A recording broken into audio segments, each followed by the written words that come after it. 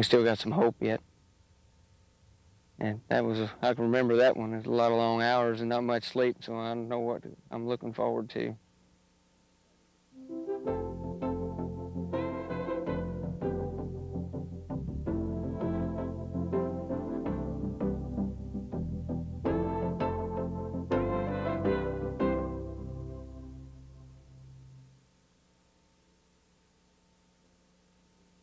It's June 4th. Here in southern Perry County, not one grain is planted in fields that should have knee-high corn. We've got mud and wild garlic and water. That's about it. This ground here just takes a long time for it to dry. Bruce Miller is watching the calendar and the rain gauge with hope it lets up enough to get the crops in and others out. 15 inches of rain or more has soaked most of southern Indiana through May. As each day passes, Miller thinks strategy, how to plant corn and soybeans, how to harvest wheat and bale hay. It'll be 10 days before we'll plant the wettest part of that. I mean, the waters are draining. It's going out of tile there, but the ground's so flat, it just runs so slow. It just takes a long time to get back to the river. Corn and soybean planting delays aren't the only problems caused by the soggy weather. Many farmers aren't getting their hay cut and baled, and wheat is showing signs of disease. That's why Indiana Farm Bureau is asking the Clinton administration for modifications to assist producers during this time of poor weather conditions. Included are extensions in loans, federal crop insurance, and flexibility in farm program participation, to name a few. I think that's definitely going to help. You know, the farther we can push this thing back and give us more time to figure out what we're going to do, the better off we're going to be.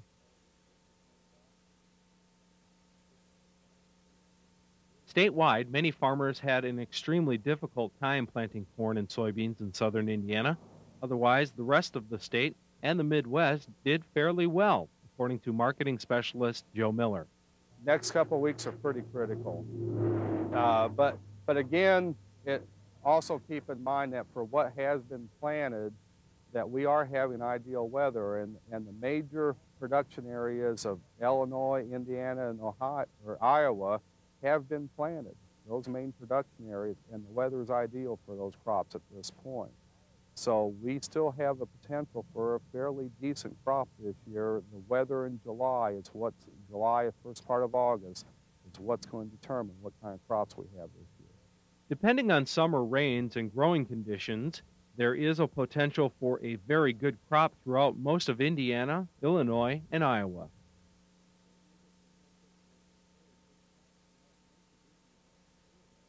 Debate on federal farm legislation is on a fast track in Washington. Recent testimony by Farm Bureau included recommendations on the commodity titles of the 1995 Farm Bill. Indiana Farm Bureau's Farm Bill Task Force, the group that spearheaded policy efforts last summer, has proven successful. Many of our policy positions are under consideration in the debate today, says Legislative Director Tim Price. The efforts of the Farm Bill Task Force, which was driven by our grassroots member, has turned out to be a good piece of work. It's been used by a number of states. All our legislators have a copy. And if you look at where the Farm Bill is headed, a lot of what we recommended will, in fact, be part of this next Farm Bill. Price says the tone has been set by the Republican budget-driven Contract with America to control government spending.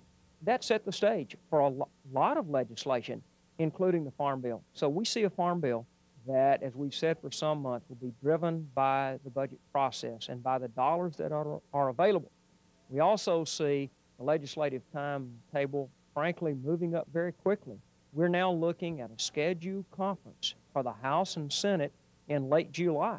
That's to wrap up this next Farm Bill. Hearings on trade, commodity programs, and others were held in June. Final action on the Farm Bill is expected this summer, possibly as early as the end of July.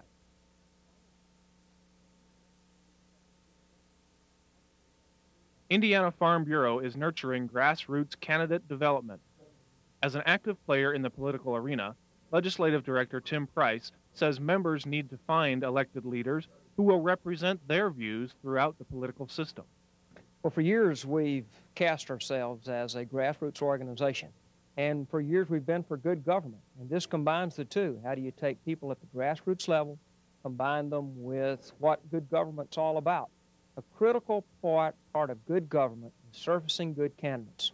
We hope to follow this session up with one this fall on campaign management strategies. The whole idea is that get involved at the local, state, or national level, learn about what good government is, learn how you can participate, and a very key point that's been made today is the recruitment of candidates and the development of good candidates for political offices is an important part of grassroots. A campaign management seminar will be held later this year. For more information, contact the Legislative Division. Fences can draw a clear line to show where property is divided. The fence law that has been on the books for over a century isn't as clear and may be charged with dividing more neighborly relationships than boundaries. To define the law in a straightforward, clear line of language, the newest chapter of the Ag Law book covers Indiana's fence law. The law has been on the books for well over 100 years in Indiana. Hasn't been changed much in that 100 and some odd years, but there's still a lot of misconceptions out there as to what I can do or can't do. Fence law is one of 4 new chapters being added to the How to Comply with Environmental Laws and Regulations source book. Others include abandoned water wells, open burning, and dead animal disposal. Miller says the book will continue to serve the needs of farmers, and it is constantly updated to address important topics. As things change and as we add to it, we can continually change this handbook and keep it up to date. And so that's the intent here, and that's what we're doing this month. Call Farm Bureau and order your copy today. This year's early wave of heavy rains continues to make farming difficult for the southern part of the state. And, according to John Pollard of Jackson County, all of the uncooperative weather has boiled down to Less sleep, more work. which is why Take a Break, a program sponsored by the Jackson County Women's Leaders, was created. Inspired by a similar program in northern Indiana, the Township Women's Leaders felt that Take a Break would be just one more way to support their farming community. This will be an opportunity to let them know that we want them to keep safety in mind and to take a break and relax for a few minutes and then get back on the tractor and finish whatever they're doing. The program is sponsored by Jackson County Farm Bureau and provides farmers with afternoon refreshments as well as a much-needed safety break. We all know safety, but we have to be reminded of it. You know, it's just a simple thing. So as the ladies trek through the countryside, one thing is certain, the efforts of the Township Women's Leaders don't go unappreciated. And as the farmers of Jackson County can tell you, sometimes it's good to just take a break. For Indiana Farm Bureau, this has been Brent Molnar reporting.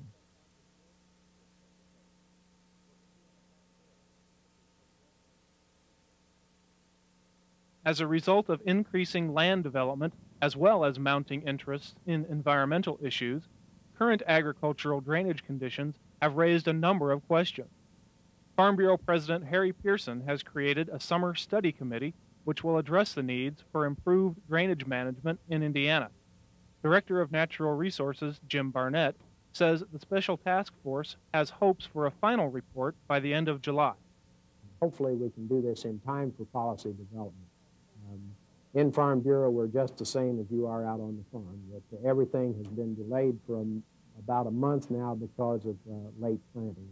While we wanted to meet with this committee earlier, we just had to wait until you folks got crops in.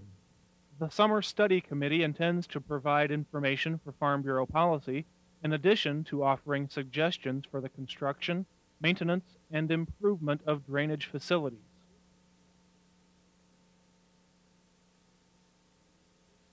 And finally, here's a membership report from Field Services Director Mel Hollingsworth. Total membership as of June 26th is 267,191, which reflects 98% of last year's total. Voting membership stands at 77,201. Counties leading the state in total membership include Hancock County at 104%, followed closely by Switzerland County with 103%. 30 counties have reached the 100% total membership milestone. That's all for this month. We thank you for your loyal viewing and have enjoyed working with members and leaders throughout the state.